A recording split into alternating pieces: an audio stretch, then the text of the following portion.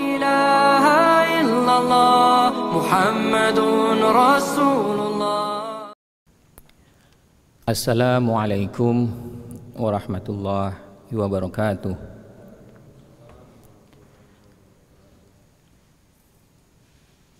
Alhamdulillahirabbil alamin. Alhamdulillahirabbil alamin. Alhamdulillahilladzi khalaqas samawati wal ard wa ikhtilafil laili wan nahar la ayatil ulil albab. Allahumma shalli wa sallim wa barik ala sayyidina Muhammad wa ala alihi wa sahbihi ajma'in. Rabbis rahli sadri wa yassirli amri wahlul 'uqdatam min lisani yafqahu qawli, amma ba'd. Jamaah salat subuh Masjid Kampus yang dirahmati Allah, pertama-tama marilah kita memanjatkan puji syukur kehadirat Allah Subhanahu wa taala yang telah menciptakan bumi langit seisinya, yang telah mempergantikan malam dan siang sebagai tanda-tanda untuk umatnya yang mau berpikir. Salawat dan salam senantiasa semoga terlimpah pada junjungan kita Nabi Muhammad SAW. Semoga kita kelak bisa berkumpul dengan beliau di yaumul akhir. Jamaah sholat subuh yang dimuliakan Allah, panitia RDK di kampus mengundang saya untuk memberikan ceramah dengan topik merekonstruksi peran agama di dalam proses mitigasi bencana. Ketika saya sedang mencari tambahan informasi, alhamdulillah saya menemukan sebuah paper dengan judul yang sama persis, ditulis oleh sejawat dosen dari UIN Sunan Kalijaga, ditulis di Jurnal Talenta Universitas Sumatera Utara. Persis kata-katanya, judulnya sama persis ya. Beliau membahas dari aspek sosial, dan kebetulan saya berlatar belakang bidang engineering, sehingga mungkin kita akan punya sudut pandang yang sedikit berbeda, walaupun banyak juga hal yang sama, karena temanya adalah bagaimana berkaitan dengan peran agama dan proses mitigasi. Jamaah sholat subuh yang dirahmati Allah, mari kita mengupas satu demi satu dulu apa yang ada di dalam topik tentang rekonstruksi peran agama di dalam mitigasi bencana. Apa itu bencana sebenarnya? Dalam bahasa yang singkat, bencana itu adalah suatu peristiwa yang menimbulkan kerugian, kehilangan nyawa, kerusakan lingkungan dalam ukuran yang signifikan. Dan bencana ini ternyata sifatnya relatif, sifatnya nisbi. Pada suatu masyarakat, suatu peristiwa itu bisa menjadi bencana, tetapi pada suatu masyarakat yang lain tidak menjadi bencana. Saya ambil sebuah contoh yang ini kebetulan bidangnya dekat dengan bidang saya, yaitu tentang bencana yang dipicu dari peristiwa gempa bumi. Saya ambil contoh kasus gempa bumi Kumamoto di Jepang yang tanggalnya akan terjadi besok, ulang tahunnya besok, 14 April 2016. Itu kalau informasinya adalah momen magnitudenya sekitar 7,3 skala Richter, tetapi itu mungkin belum bisa menjadi gambaran magnitud untuk bidang engineering. Tetapi kira-kira percepatan tanah yang terjadi itu kira-kira 0,25 gravitasi. Kalau kita baca data-data statistik kegempaan ini, jumlah korban yang meninggal itu totalnya 41 orang meninggal dari 2 kali gempa, main shock dan aftershocknya. Jumlah kerusakan rumah itu hanya belasan saja. Jumlah korban yang luka sekitar 1.900-an. Kita punya pembanding pada gempa Jogja 27 Mei 2006. Percepatan tanah atau getaran yang terjadi itu kurang lebih sama, 0,25 gravitasi. Tetapi mari kita lihat statistiknya. Korban jiwa meninggal dari gempa Jogja itu 5.900 sekian, hampir 6.000. Kalau dibandingkan dengan 41 sangat jauh berbeda. Korban yang luka-luka jumlahnya kira-kira 150.000 dibandingkan dengan yang 2.000 di Kumamoto. Rumah yang rusak jumlahnya 250.000. Maka situasi itu di Indonesia diumumkan menjadi bencana nasional bahkan. Tetapi gempa di Kumamoto tidak menjadi bencana karena kerusakan dan kehilangan jiwanya tidak signifikan. Padahal kira-kira pemicunya sama. Lalu pertanyaannya ada di mana ini? Kenapa bisa begitu? Nah, ini gambaran awal kira-kira untuk memberikan ilustrasi bahwa pemicu suatu hal itu bisa menjadi bencana pada suatu masyarakat dan tidak menjadi bencana pada masyarakat yang lain. Kalau kita berbicara sumber bencana, tentu kita bisa memahami adanya bencana yang bersumber dari alam, misalnya gempa bumi, tektonik, gunung berapi, vulkanik, atau hidrometeorologi, hujan yang deras dan lama. Ada juga yang non alam, misalnya apa? Kegagalan teknologi seperti bocornya reaktor nuklir Chernobyl itu juga dideklar sebagai bencana, tetapi karena kegagalan sistem itu adalah bencana karena malfunction dari sebuah teknologi. Pada suatu kasus bisa saja bencana timbul karena kerusuhan sosial. Bagaimana peristiwa seperti ini ada di dalam Al-Quran? Tentu saja kita sering sekali mendapati gambaran tentang bencana. Yang cukup sering kita dengar adalah berkaitan dengan banjir pada masa Nabi Nuh, atau gempa dan badai petir yang terjadi pada umat Nabi Lut, yang mana itu adalah bagian dari bentuk azab Allah kepada umat-umat zaman dahulu, pada umat-umat sebelum masa kenabian Rasul Muhammad SAW. Tetapi mayoritas ulama mengatakan bahwa setelah kenabian Muhammad maka Allah tidak lagi menerapkan sepenuhnya azab atau bencana ini sebagai sebuah hukuman.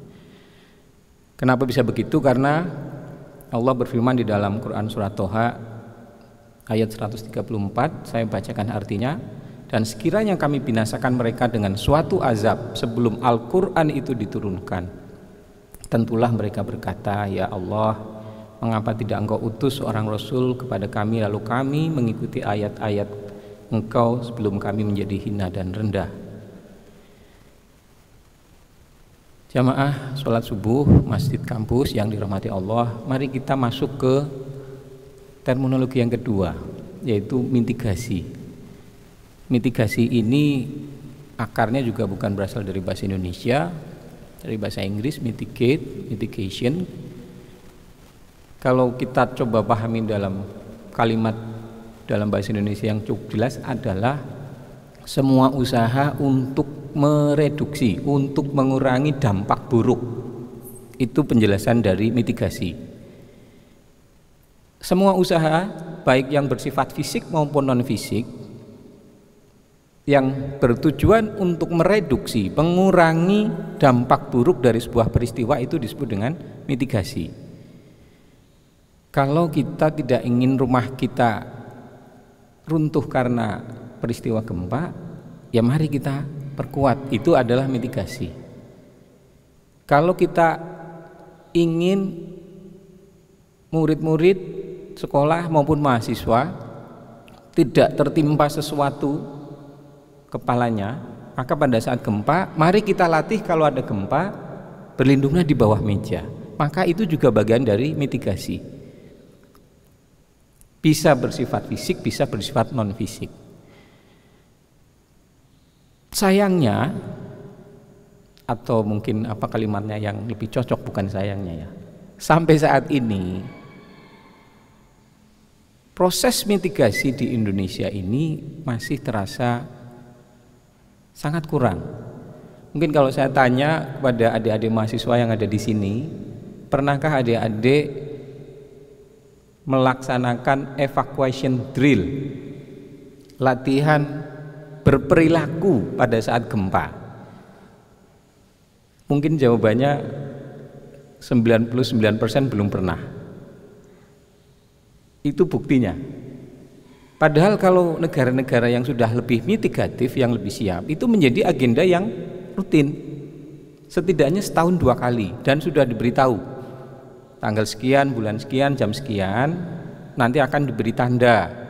Maka seluruh sivitas akademika silakan bertindak seolah-olah terjadi gempa dan melakukan apa yang sudah diajarkan.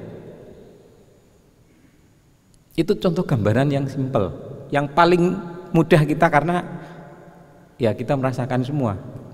Saya mengajar kuliah gempa, saya tanya mahasiswa saya, jumlahnya kurang lebih 120-an. Pertanyaannya akan dijawab sama. Pernahkah yang pernah ikut evacuation drill sejak zaman PAUD sampai kuliah? Jawabannya sama, tidak pernah gitu. Itu adalah gambarannya. Berarti ada problem berkaitan dengan mitigasi. Itu usaha yang sebenarnya non fisik, belum kita berbicara yang aspek fisik.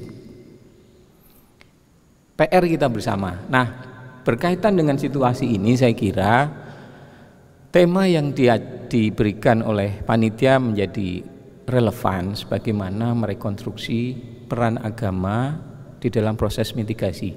Mungkin kalau saya boleh merevisi sedikit, bukan peran agamanya. Peran agamanya sudah jelas. Mungkin peran para pemuka agama, peran para ulama. Karena apa? Memang sampai saat ini usaha-usaha mitigasi yang dilakukan oleh pemangku kepentingan terasa betul masih sangat sedikit melibatkan para ulama. Jamaah sholat subuh yang dimuliakan Allah, mari kita masuk sedikit lebih dalam bagaimana sebenarnya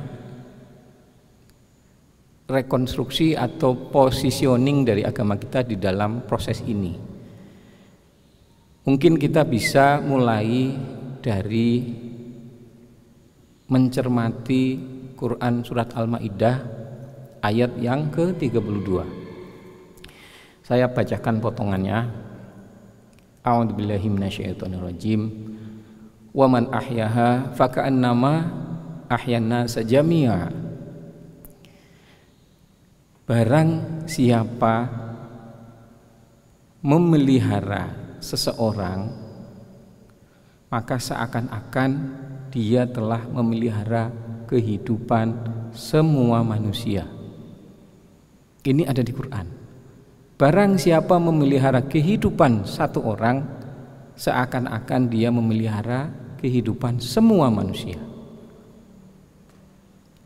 Mari kita berangkat dari satu potongan ayat yang pendek ini, Quran surat Al-Maidah ayat 32. Kalau kita bandingkan dengan peristiwa gempa tadi, Kumamoto, dan peristiwa gempa Jogja, maka muncul pertanyaan, sudah sejauh mana kita memelihara nyawa saudara-saudara kita, nyawa rekan-rekan kita, teman-teman kita pada peristiwa gempa yang jumlahnya luar biasa besar. Mungkin kenapa saya ambil Jogja, karena kita ada di Yogyakarta, tetapi belum lama kita mendapatkan cobaan juga dengan gempa Lombok. 78.000 rumah rusak. 78.000. Jumlah yang meninggal 5 ribuan. Gempa Palu selisih 3-4 bulan, sama 70.000 rumah rusak. Artinya memang kita belum cukup baik di dalam proses mitigasi ini. Itu yang pertama sebagai pijakan ketika kita, apakah kita ini memang ditugasi untuk mitigasi atau tidak. Pijakan pertama Quran Surat Al-Maidah ayat 32. Yang kedua, tujuan pokok beragama itu menurut para ulama ada 5. Hifdzun ad-din, pelindungan kepada agama. Hifdzun nas, pelindungan kepada kehidupan manusia. Hifdzun mal, pelindungan kepada harta. Hifdzun nasl, perlindungan kepada keturunan. Lalu yang terakhir adalah hifdzun akal, perlindungan kepada pemikiran. Kalau kita berbicara pada yang nomor 2 tadi, hifdzun nas, perlindungan kepada nyawa manusia, sudah semakin jelas. Ada tanggung jawab, ada kewajiban bahwa agama itu memang harus memberikan perlindungan. Kalau kita di Indonesia ini dengan umat Islam mayoritas, mungkin 80-85%, ditanya sudah sejauh mana kita semua berada pada pemenuhan kewajiban ini, terutama ya hifdzun nafsnya. Faktanya tadi, kalau kita ada gempa yang signifikan, tingkat kerugiannya signifikan, dan itu kemudian dideklar menjadi bencana.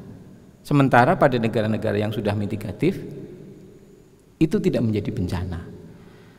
Dengan pertimbangan ini, saya agak kurang setuju ketika ada yang menyebut terminologi siklus bencana.